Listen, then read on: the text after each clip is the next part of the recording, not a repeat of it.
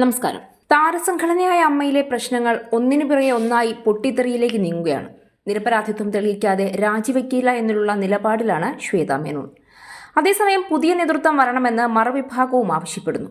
അതിനിടയിലാണ് ദിലീപ് ഈ ഘട്ടത്തിലേക്ക് അമ്മയിലേക്ക് തിരിച്ചു വരുമോ എന്ന ചോദ്യം ഉയരുന്നത്.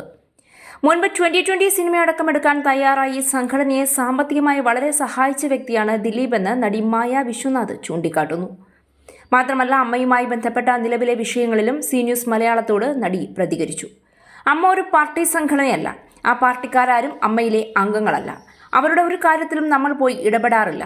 ഈ പാർട്ടിക്കാർ എന്തിനാണ് ഞങ്ങൾക്ക് വേണ്ടി സംസാരിക്കാൻ വരുന്നത്? മമ്മൂക്കയ്ക്കോ ഇന്നസെന്റിനോ പ്രശ്നങ്ങൾ വന്നപ്പോൾ ഏതെങ്കിലും CPM നേതാക്കൾ വന്ന് അവർക്ക് വേണ്ടി സംസാരിച്ചിട്ടുണ്ടോ? കേരളത്തിലെ 2-3 നേതാക്കൾ വന്ന് ഇവരെ പിന്തുണച്ച് സംസാരിക്കുമ്പോൾ എല്ലാവർക്കും സംശയമാണ് വരുന്നത്. വയസ്സായ ഒരുപാട് കലാകാരന്മാരെ കൈനീട്ടം നൽകി സഹായിക്കുന്ന സംഘടനയാണ് അമ്മ.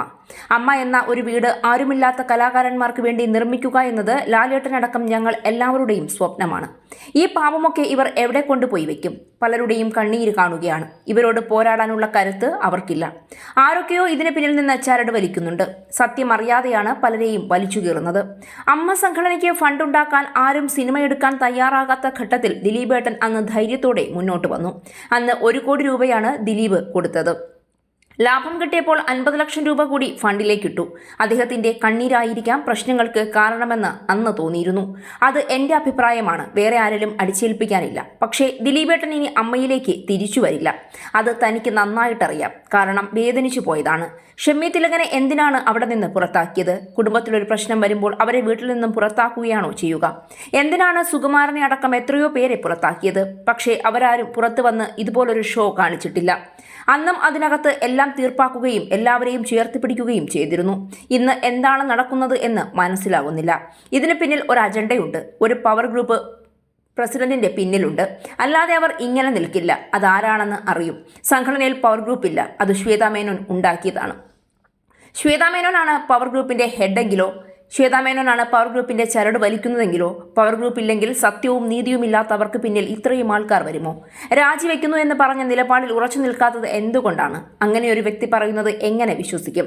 ഇന്ന് പറയുന്നതല്ല നാളെ പറയുന്നത്. അടുത്ത് ചേർന്ന് നിൽക്കുന്നവരെ ഒറ്റുന്നു. അവരല്ലേ പവർ ഗ്രൂപ്പ്? മറുവശത്ത് 4-5 പേരുള്ളതിനെ എങ്ങനെ പവർ ഗ്രൂപ്പ് എന്ന് പറയാനാകും? മറ്റാരെങ്കിലുമാണ് ഇത് ചെയ്തത് എങ്കിൽ ലക്ഷ്മിപ്രിയയുടെ എത്ര പോസ്റ്റ് വരും? ഇപ്പോൾ എവിടെ ലക്ഷ്മിപ്രിയ? ആരാണ് ലക്ഷ്മിപ്രിയയെ കൊണ്ട് ഇത്ര മ്ലേച്ഛമായ രീതിയിൽ അൻസിബയ്ക്ക് എതിരെ സംസാരിപ്പിച്ചത് അടക്കം ഒട്ടേറെ കാര്യങ്ങളാണ് മായ വെളിപ്പെടുത്തിയത്. അതിനു പുറമെ ദിലീപ് അമ്മയിലേക്ക് വരുമോ എന്നുള്ളത് അമ്മ സംഘടനയിലെയല്ല, കേരളത്തിലെ മുഴുവൻ ജനങ്ങളും ഉറ്റുനോക്കുന്ന ഒരു വിഷയമായി മാറിയിരിക്കുകയാണ്. അമ്മയുടെ തലപ്പത്ത് കരുത്തനായ ആരെങ്കിലും ഒരാൾ വന്നാൽ മാത്രമേ അമ്മയിൽ ചീഞ്ഞുമാറുന്ന പ്രശ്നങ്ങൾക്ക് പരിഹാരമുണ്ടാകൂ എന്ന കാര്യം കേരളത്തിലെ എല്ലാവർക്കും അറിയാം. സിനിമാ മേഖലയെ ഒന്നടങ്കം ബാധിച്ചിരിക്കുന്ന ഈ പ്രശ്നത്തിന് പരിഹാരമുണ്ടാകാൻ വേണ്ടി തന്നെയാണ് കേരളത്തിലെ ഓരോ സിനിമാ പ്രേമികളും കാത്തിരിക്കുന്നത്.